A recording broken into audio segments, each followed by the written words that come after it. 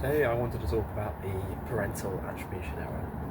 This is similar but also quite different to the fundamental attribution error, which is where we attribute our own failures to circumstances but other people's to personality or to factors that are wrong with them. And the parental attribution error is where we attribute the traits that are bad, we blame our parents, our genetics for that, but then the traits that we think are good, we say, oh, we've cultivated that through effort, that's all my doing, and my parents are not responsible at all.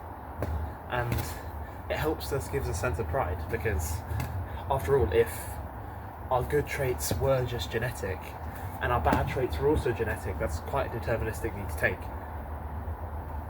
But we blame our parents for everything. Oh, the reason I'm so anxiously attached is because of my childhood, blah blah blah blah blah. But maybe maybe you being anxiously attached helps you keep an attention to detail that others would miss. Every trait is like a double-edged sword. There will be things that are bad, but can you look at that in a good way?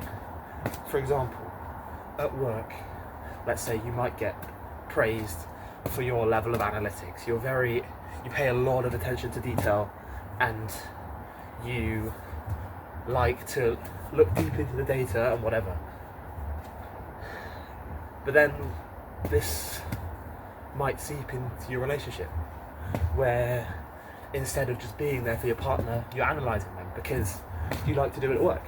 And it's just a double-edged sword, and I don't know if that's something you can entirely get rid of. Because if you get rid of it in one domain, does that get rid of it in the other? I don't know. It's a tough job. But it's just something to pay attention to for when you're beating yourself up about something that is not so great or that you don't really like.